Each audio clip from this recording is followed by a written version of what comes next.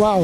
loolu moom problème mu mairie la quoi parce que xam nga marché dafa am na mu tëddee dafa nekk ci collecteur mairie bi moom moo yore assainissement marché bi ñun li nu man mooy comme lu demee nii comme ñun suñu propre moyen ci la ñuy dem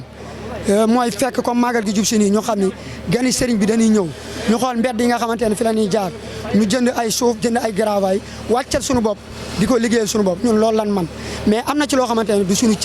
cëru maire bi la maire nag moo war a dugg ci marché bi xool yi nga xamante ne da ay problème la ci marché bi ca bari na fi trop benn rek mi ngi nii ñu nekk nii site bi site bu métti la ñu ngi koy defar nii mais gëm na ni buñ fi jógee dañuy demewaat kon maire war na fee ñëw xool problème bi fan la mu defar ko benn yoon mu jeex benn yoon parce que lii dafa nekk ci xolu dëkk bi nekk ci wetu jumaa ji ni mu mel ñaaw na trop kon loolu ñoom lu war a saafara la am na yeneen problème yu nekk ci dëkk bi ci biir marché bi tamit yoo xam ne wax dëgg yàlla bëggoon noon maire yi mu ñëw lëkkaloo ak ACIS ñu wax ko problème yi fu mu nekkee mu maanaam mu saafara ko.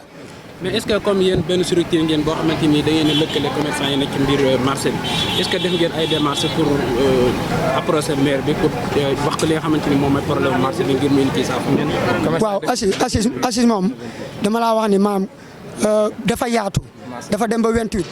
marché Daaru Xudoos marché Guédé marché Garba 30 marché ci Touba yëpp dafa lëkkaloo ci ACIS chaque jour lu fi xew dañuy dem ci maire bi moom xam na ko lu fi xew responsable yi dañuy dem depuis lakk ga ba léegi ACIS yéen de lu nu fanaanulu dañuy tëj seen i place di xool li nga xam ne moo war ci marché bi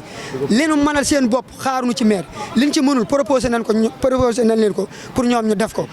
plan yi nga xamante ne marché bi ku ne gis na lakk ga ba léegi ni mu demee suñ ci jugaatul li aman dafay répété waat day amaat parce que marché bi léegi la gën a métti